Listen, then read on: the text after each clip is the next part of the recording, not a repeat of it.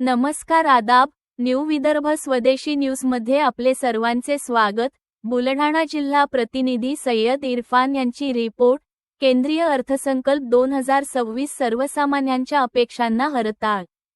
जनविरोधी अर्थसंकल्पाचा शिवसेना, उद्धव बाळासाहेब ठाकरेंकडून तीव्र निषेध।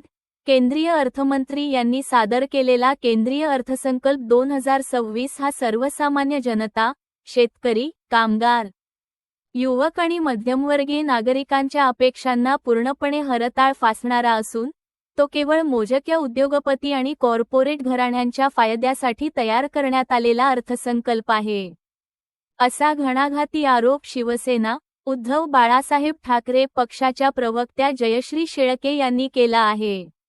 महागाई, बेरोजगारी, शेतमालाला मिळणारा अत्यल्प दर, शिक्षण व आरोग्य व्यवस्थेची ढासळती अवस्था यांसारख्या ज्वलंत प्रश्नांकडे या अर्थसंकल्पात सरकारने जाणीवपूर्वक दुर्लक्ष केले आहे। पेट्रोल, डिझेल, स्वयंपाकाचा गॅस आणि जीवनावश्यक वस्तूंच्या सतत वाढणाऱ्या किमतींमुळे सामान्य नागरिक आधीच आर्थिक विवंचनेत असताना या अर्थसंकल्पातून कोणताही ठोस दिलासा देण्यात आलेला नाही, अशी टीका त्यांनी केली। शेतकऱ्यांच्या बाबतीत हा अर्थसंकल्प केवळ घोषणांचा पाऊस ठरला असून कर्जमाफी, हमीभावाची कायदेशीर अंमलबजावणी, तसेच उत्पादन खर्चावर आधारित शेतमाल दर याबाबत कोणतीही ठोस तरतूद नाही। हे सरकारचे शेतकरीविरोधी धोरण स्पष्टपणे दाखवते, असे शेळके म्हणाल्या। देशातील बेरोजगार तरुणांसाठी रोजगार निर्मितीबाबत या अर्थसंकल्पात फक्त पोकळ आश्वासने देण्यात आली असून प्रत्यक्षात नवीन रोजगार निर्मितीची कोणतीही ठोस दिशा दिसत नाही।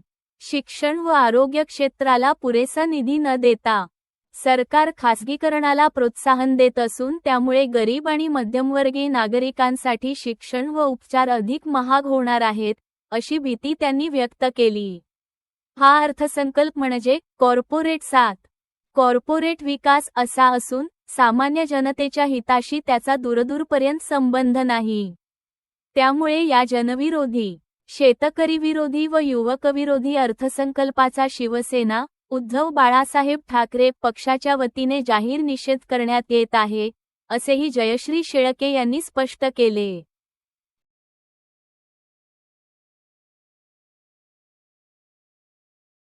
आजचा अर्थसंकल्प हा सर्वसामान्यांसाठीचा नसून मोजक्या उद्योगपतींसाठीचा अर्थसंकल्प आहे। या अर्थसंकल्पामध्ये शेतकऱ्यांच्या शेतमालाला मिळणारा कमी दर, बेरोजगारी, महागाई, शिक्षण आणि आरोग्याची ढासळलेली व्यवस्था यावर कुठल्याही ठोस उपाययोजना सांगितलेल्या नाहीत। या अर्थसंकल्पामध्ये पेट्रोल, डिझेल आणि गॅसच्या महागाईने त्रस्त झालेल्या नागरिकांना कुठलाही दिलासा दिलेला नाही आणि या अर्थसंकल्पामध्ये शेतीमालाला हमीभाव किंवा उत्पादन खर्चावर आधारित मूल्य, त्याचबरोबर नवीन रोजगार निर्मिती यासाठी कुठल्याही ठोस उपाययोजना दिलेल्या नाहीत। एकंदरीतच हा अर्थसंकल्प म्हणजे जनविरोधी असून केवळ कॉर्पोरेट साथ आणि कॉर्पोरेटचाच विकास एवढाच हा अर्थसंकल्प आहे।